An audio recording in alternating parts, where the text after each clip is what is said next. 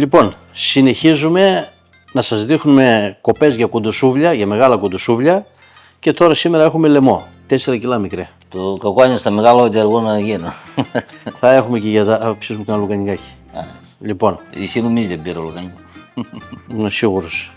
Μέσα έπεισα. Λοιπόν, γεια και χαρά, καλή μας φίλη. Γεια σας και από μένα. Είμαστε αδερφοί Μαλιόρα, είμαι ο Γιώργος. Και εγώ Ανδρέας. Μαζί σχεδιάσαμε και κατασκευάζουμε τις ψισταριές Άμπρικιο. Αλλά μας αρέσει το ψήσιμο και το μαγείρεμα. Και καλή παρέα, πάντα.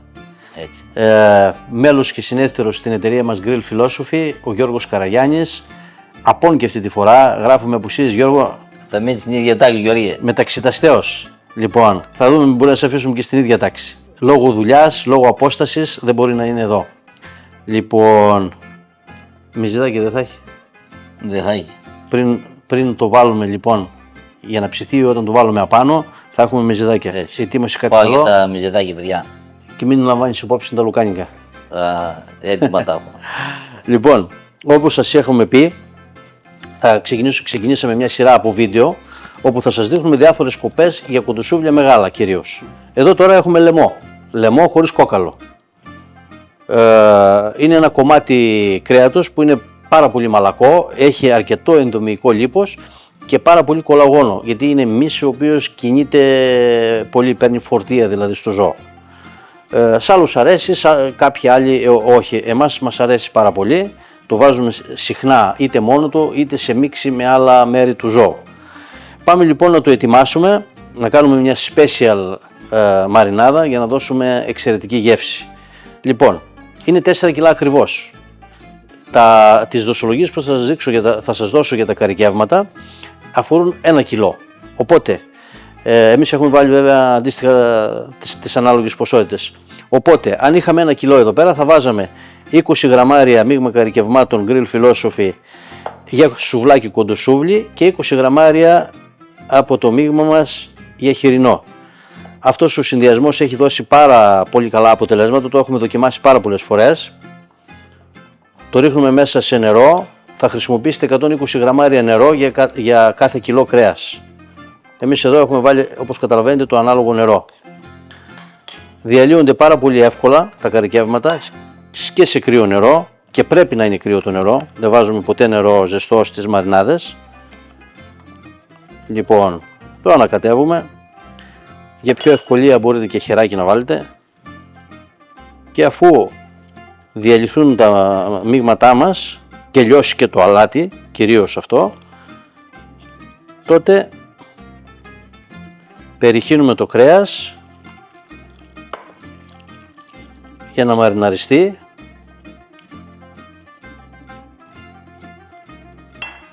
και ανακατεύουμε κάνοντας μασάζ στα κομμάτια του κρέατος έως ότου απορροφηθούν όλα τα υγρά της μαρινάδας. Απορροφιέται πάρα πολύ γρήγορα, το πολύ σε 3 λεπτά, ανάλογα το κρέας και την υγρασία που έχει το κρέας, την αρχική υγρασία. Λοιπόν, βλέπετε ακόμα είμαστε στην αρχή, θέλει λίγο υπομονή. Επιλέξτε ένα σκεύος το οποίο να είναι ευρύχωρο, να είναι άνετα τα κομμάτια μέσα, γιατί αλλιώς θα σας χυθεί η μαρινάδα έξω από το σκεύος και αυτό δεν το θέλουμε. Εφόσον ολοκληρώσω αυτή τη διαδικασία εδώ, θα σας δείξω τι άλλο θα κάνουμε για να δώσουμε και άλλη ένταση στο κοντοσούβλι μας, να το κάνουμε ακόμα πιο νόστιμο και ιδιαίτερο. Όσο πιο μεγάλα είναι τα κομμάτια του κρέατος, τόσο πιο λίγο νερό χρησιμοποιούμε και τόσο πιο αργά θα περάσει το νερό στην επιφάνεια του κρέατος. Μην φανταστείτε ότι θα πάει στο εσωτερικό, μιλάμε για μερικά χιλιοστά στην επιφάνεια του κρέατος και αυτό είναι το επιθυμητό. Δεν θα θέλαμε η μαρινάδα να φτάσει στον πυρήνα και είναι αδύνατο αυτό να συμβεί. Εδώ έχουν απορροφηθεί σχεδόν όλα τα υγρά και πάμε στο επόμενο στάδιο. Πικάντικη μουστάρδα. Υπολογίστε 20 γραμμάρια για κάθε κιλό κρέας. Εγώ εδώ βάζω, όπως σας είπα, τις ανάλογες ποσότητες γιατί έχω 4 κιλά κρέας.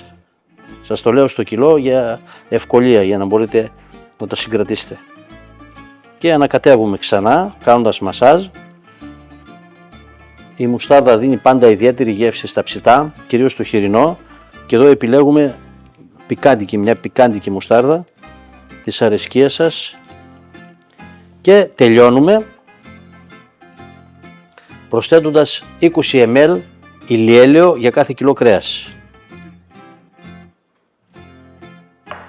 Μια λιπαρή ουσία βοηθάει πάρα πολύ και στο ψήσιμο, γιατί μεταφέρει καλύτερα τη θερμότητα προς το κρέας, δημιουργεί φιλμ εξωτερικά και το προστατεύει, και επίσης θα μας δώσει εξαιρετικό χρώμα. Ωραία. Μετά από ένα τελευταίο καλό ανακάτεμα θα χρησιμοποιήσετε σακούλα που είναι ειδική για τρόφιμα και θα βάλετε όλο το κρέας και την περίσσια μαρινάδα που υπάρχει εδώ πέρα μέσα στη σακούλα, κλείνετε από πάνω και αποθηκεύετε στο ψυγείο για τουλάχιστον 24 ώρες ή έστω από την προηγούμενη μέρα, δηλαδή 12 και συν ώρες. Εμείς θα το αφήσουμε πολύ παραπάνω. Οι μεζέδες του Ανδρέα φυσικά θα γίνουν την επόμενη μέρα και λουκανικάκι, γιατί θα χρειαστεί να ψηθεί τουλάχιστον 2 ώρες. Και θα σας δείξουμε πώς θα ψήσετε ένα τέτοιο κοντοσούβλι για να γίνει μαλακό, ζουμερό και να αποκτήσει ωραίο χρώμα εξωτερικά.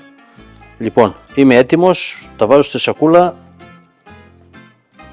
και περιμένουμε να τα ψήσουμε αύριο. Εύκολο το σούβλισμα, είναι ομοιόμορφα τα κομμάτια γιατί είναι όλο λαιμός. Κάντε όσο πιο ομοιόμορφη κατανομή μπορείτε εδώ πέρα του λίπους, αλλά είναι εύκολο. Εμείς κάναμε πάντα 2 σούβλες και όχι μία, για εξοικονόμηση ενέργειας.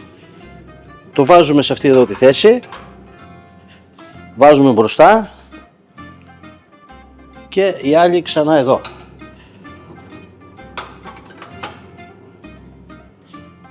Πήρε το δρόμο του. Τώρα περιμένουμε το μικρό να φέρει τα τσιπουράκια, να καθαρίσουμε λίγο τον πάνω από εδώ πέρα. Όταν λερώνουμε με νοπά κρέατα και τέτοια όπως συστήσαμε εδώ τώρα το κοντοσούβλι, καλό σχολαστικό καθάρισμα. Με σφουγγάρι, με ξύδια, με λάδια, να καθαριστεί πλήρως. Λοιπόν, αυτό θα κάνω εγώ τώρα και μετά θα απλώσουμε τους μεζέδες. Χρόνο έχουμε, θέλουμε κανένα 3 ώρο το λιγότερο. Τι τα φυλάς αυτά τώρα, βάλτε τα στη φωτιά να κάνουμε. Είναι πολύ ωραίο, είπαμε, το ψήσιμο, οπότε ο Ανδρέας εδώ πέρα θα μας ταξιδέψει από τη θάλασσα στα βουνά και στα λαγκάδια με τα πιστά. Λοιπόν, άντε, γεια μας. Άντε, γεια μας. Γεια σας, παιδιά. Γεια σας, παιδιά. Πώς σου ήρθε για ξεκάρφωμα, το έβαλες αυτό? Ναι. Μάχα. Από εκλεκτό σε εκλεκτό το πάθη. Ωραία. Έχουμε κάνα μισάωρο περίπου που το βάλαμε απάνω. Συνεχίζουμε στην ψηλή θέση για να πάει αργά. Θα το ψήσουμε κανένα 3ωρο.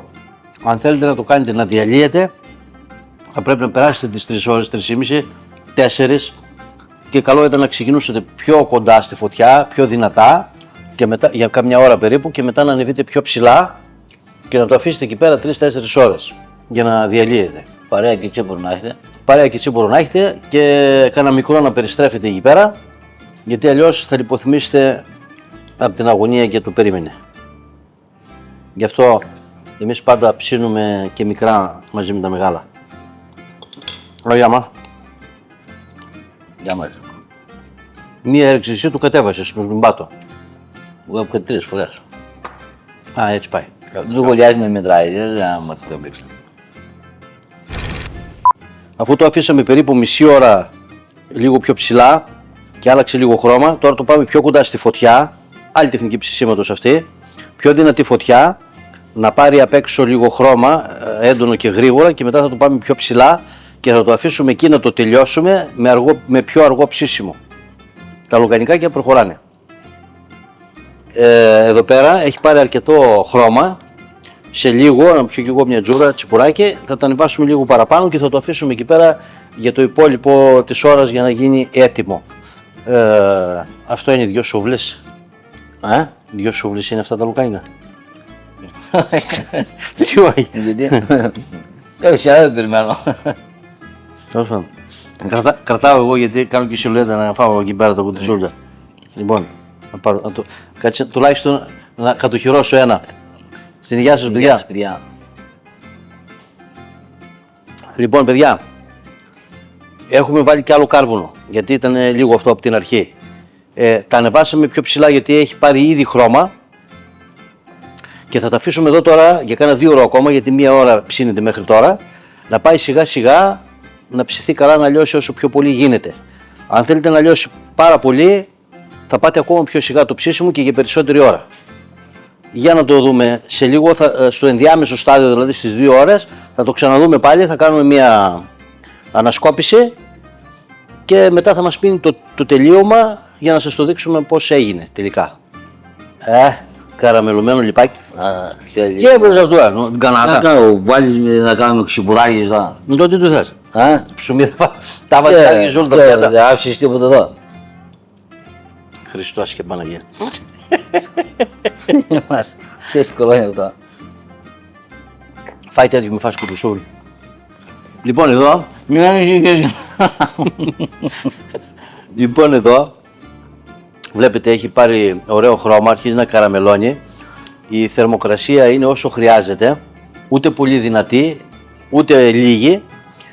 Το αφήνουμε σιγά σιγά, θα πάει άλλες 2 ώρες περίπου έτσι, 1,5 με 2 ώρες, να μαλακώσει όσο γίνεται πιο πολύ. Για να μαλακώσει τελείως, να γίνει κοντά στο πούλετ που λέμε, θέλουμε τουλάχιστον 4 ώρες αργό ψήσιμο. Να καραμελώσει τελείως απ' έξω και να λιώσει μέσα. Επιλέγετε εσείς σε ποιο στάδιο ακριβώς θα το βγάλετε. Δεν είναι ένα το ψήσιμο από ό,τι καταλάβατε με τη σούβλα. Είναι πολλά, είναι ανάλογα το πώς θα τη χειριστούμε. Γρήγορο ψήσιμο, πιο τραγανό, πιο στεκάτο, ας το πούμε, το κρέας. Πιο αργό ψήσιμο, με κρέας όπως αυτό εδώ πέρα που έχει πολύ κολαγόνο, μπορεί να γίνει πολύ μαλακό να διαλύεται. Λοιπόν, θα δούμε το τελικό αποτέλεσμα σε λίγο. Δεν μετράω θερμοκρασία, θέλουμε θερμοκρασία αρκετή μέσα, πάντως πάνω από 75 μέχρι 85 βαθμούς για να αρχίσει να λιώνει. Και πολύ ωραίο ψήσιμο. Ο χρόνος, δηλαδή το κολαγόνο για να διασπαστεί χρειάζεται υγρασία, θερμοκρασία και χρόνο. Καλή παρέα και τσίπουρο. Ναι, καλά. Εγώ τώρα τι θα φάω. Ναι. Θέλεις φέρω μια πιτούλα. Άντε, γεια μας. Σε λίγο η συνέχεια. Γεια μας παιδιά. Μόλις έκανα μια τελευταία μέτρηση ενδεικτικά για να δω τι γίνεται εσωτερικά. Είμαστε κοντά στους 80 βαθμούς σε διάφορα σημεία. Οπότε είμαστε έτοιμοι για να το βγάλουμε. Θα μπορούσε βέβαια να παραμείνουμε έτσι με χαμηλή φωτιά και να πάμε και άλλη ώρα παραπάνω. Θα πάρει περισσότερο χρώμα, αλλά εσωτερικά θα γίνει ακόμα πιο μαλακό. Δηλαδή θα αρχίσει να λιώνει. Σπάει το κολαγόνο, να αρχίσει να λιώνει. Αλλά σε αυτό το στάδιο μπορούμε να το βγάλουμε. Και αυτό δεν γίνεται πάντα σε όλα τα κρέατα. Μιλάμε πάντα για το λαιμό. Ο οποίος λαιμός είναι πλούσιος σε κολαγόνο.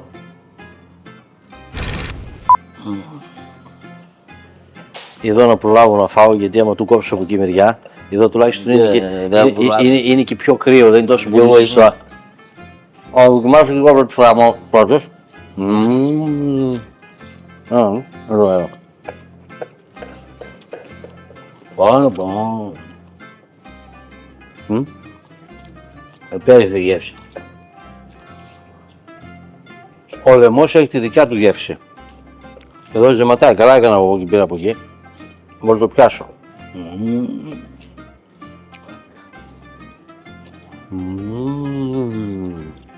Πάρα πολύ μαλακό. Εξαιρετικά γευστικό.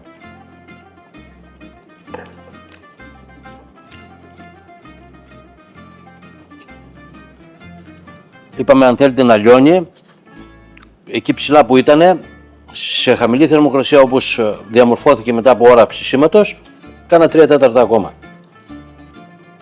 Θα έκανε πιο καλή κρούστα απ' έξω, πιο καραμελωμένο, αλλά μέσα θα έλειωνε. Δεν περιγράφει την ολογιά. Αλλά είναι εξαιρετικά μαλακό. Κάνει και μια κρύα. Άντε γεια μας. Γεια μας. Γεια σας παιδιά.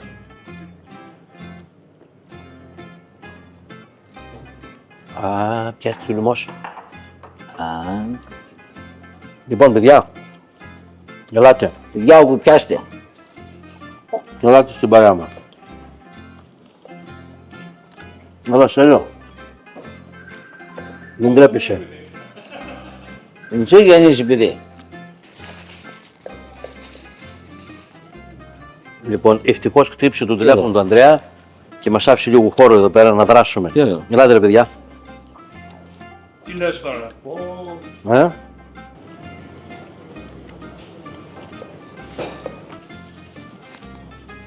Λοιπόν, από ό,τι καταλαβαίνετε, Και ένα για τον δρόμο. πάει καλά για τον δρόμο. Θα στρώσουμε τραπέζι, οπότε σας χαιρετούμε. Καλά ψησίματα σε όλους. Καλά ψησίματα με καλή παρέα πάντα. Εμείς έχουμε σήμερα και κάθε φορά που ψήνουμε.